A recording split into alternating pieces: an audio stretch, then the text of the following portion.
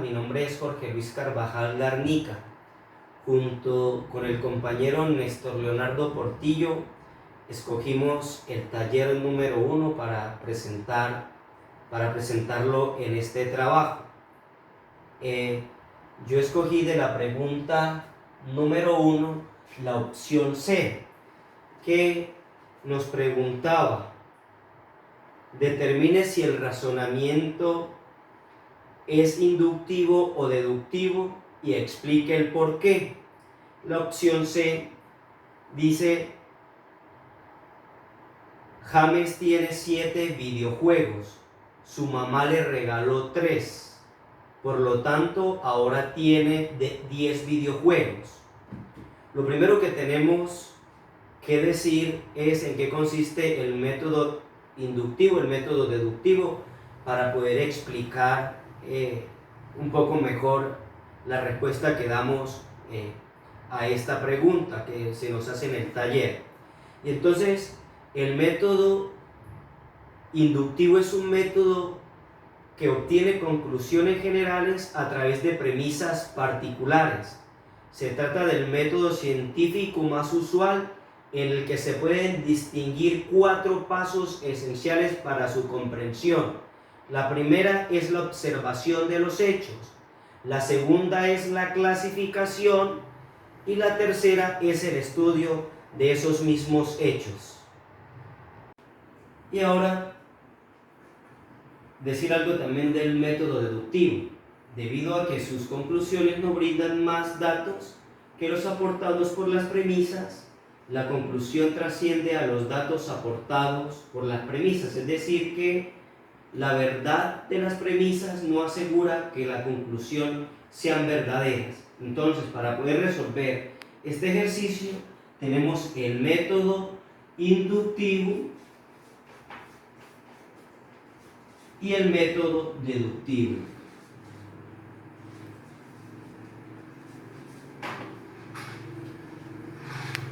Decimos entonces que James tiene 7 videojuegos. Su mamá le regala 3. Entonces, por simple lógica matemática o por simple conteo, podemos decir que el razonamiento es inductivo. El sumar 7 más 3 nos va a decir que James tiene 10 videojuegos. El razonamiento, como decíamos, entonces es inductivo. Esto correspondiendo a la opción C del primer taller, del primer punto. Seguimos exponiendo este primer taller. En esta ocasión escogí poder explicar la pregunta número 4, donde se nos pide que expongamos el método de Gauss.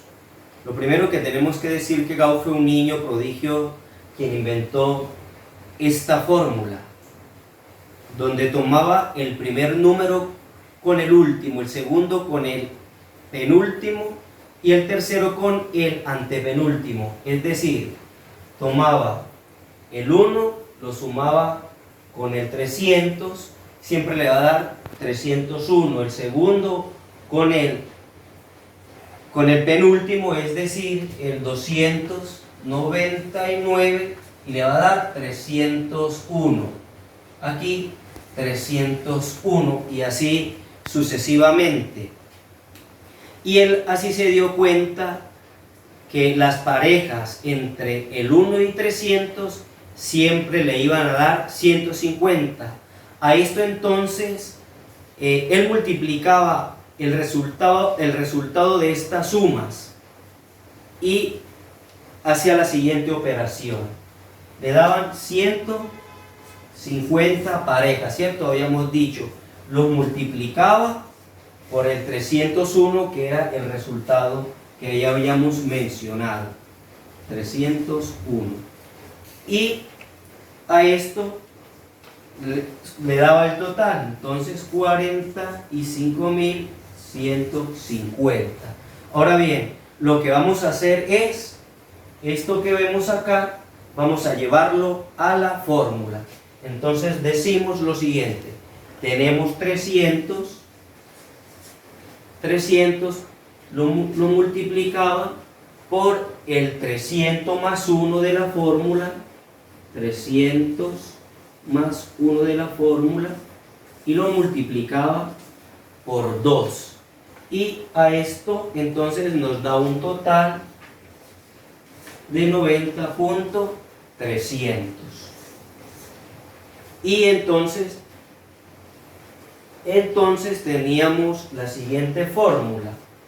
Lo vamos a multiplicar por 2 y nos va a dar 45.150. Esto entonces es el método de Gauss. Buenas, mi nombre es Néstor Leonardo Portillo Martínez, soy estudiante del curso de Pensamiento Lógico Matemático de la Fundación Universitaria Católica del Norte. Vamos ahora a solucionar el punto 3 del taller. Aquí, en este punto 3, corresponde a la pregunta número 6 en la opción C. Pues es bueno recordar que en este caso, este número menos 10 que hemos encontrado como respuesta, se le denomina la diferencia común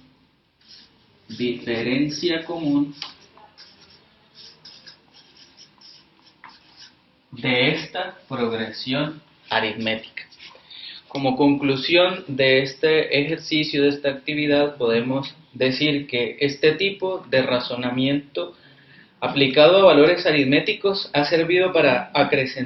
sirve, mejor dicho, para acrecentar la capacidad analítica y es fácilmente aplicable a numerosas observaciones de datos, por ejemplo, estadísticos o datos que puedan arrojar ciertos comportamientos en la observancia de la biología o en la economía o en una serie de resultados que pueden aplicarse en la práctica dentro de muchas maneras. La referencia bibliográfica para esta actividad pues ha sido el material que se ha expuesto en la plataforma y con la cual pues seguimos en este curso. Esto equivaldría a 24. Así que hemos hallado que el valor de la X o la cantidad de galones que tiene el tanque del problema equivale a 24 galones. Como se nos dijo en el problema que al finalizar, al sumarle 15 galones, tenemos que pues el total que nos da toda esta sumatoria es de 3/4 de X, pues entonces para hallar el valor de los galones que hacen falta, para completar el tanque, pues entonces tenemos que, pues nos hace falta solo un cuarto, tenemos 3/4 ya del tanque, entonces pues nos falta, la pregunta pues sería igual a un cuarto de X, un cuarto de X es igual a nuestra respuesta. Bien. Como sabemos pues que la X equivale a 24, pues entonces tenemos que nuestra respuesta equivaldría a 24 sobre 4.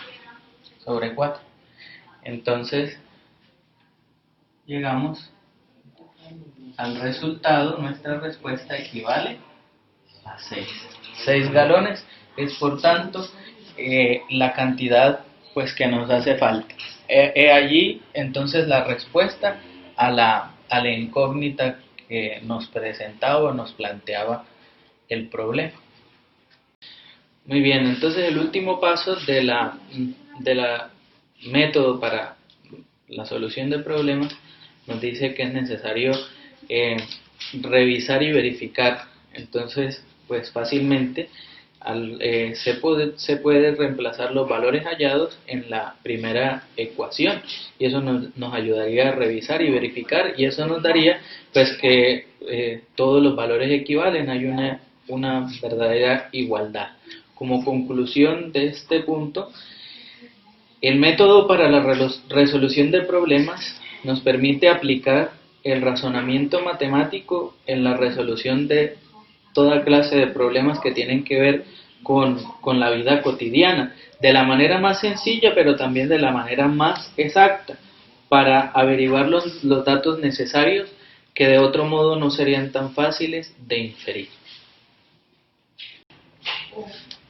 Para el punto número 5 del taller se escogió la pregunta 12, que corresponde pues al enunciado que se está trabajando. Esta pregunta pues corresponde al apartado del curso que trata acerca del cálculo, estimación y lectura de gráficos. Bien, entonces, pues para esta pregunta se nos plantea una gráfica en la cual se pueden observar dos ejes. El eje X, en el cual se representan los años consecutivos, y en el eje Y están los valores de la tasa de desempleo de determinada región durante pues estos años que aparecen en el otro eje. La observación de estos resultados pues da como pues origen esta gráfica que observamos aquí. En la pregunta se nos invitaba a responder en qué par de años consecutivos disminuyó la tasa de desempleo. Entonces simplemente para esto nos vamos a observar directamente pues la gráfica y vemos que los valores más bajos y que descendieron consecutivamente, y que podemos observar pues obviamente en la gráfica, entonces nos damos cuenta que con respecto al eje X, que representa los años, entonces nos dirigimos hacia aquí. En los puntos más bajos que fácilmente se puede observar son estos, y estos en la gráfica corresponden a los años 1999 y 2000. La segunda pregunta: ¿cuál fue la tendencia general en la tasa de desempleo entre los años 2000 y 2003? Para esto hay que tener en cuenta que cuando se habla de tendencia, hablamos de un patrón de comportamiento de los elementos de un entorno particular durante un periodo. En otras palabras, más simples, es la dirección o el rumbo que toma determinado fenómeno. Y existen tres tipos de tendencias: la tendencia alcista, la tendencia bajista y la tendencia lateral. Entonces, pues para responder a la pregunta nos vamos al periodo de los años 2000 al 2003, que corresponde este periodo de tiempo que está aquí representado en el eje X. Y esto nos muestra que desde este sector de la gráfica hasta este sector de la gráfica, la tendencia fue al alza. Entonces, aquí queda respondida la pregunta, simplemente observando la gráfica que encontramos aquí. Es una tendencia al alza, tendencia alcista.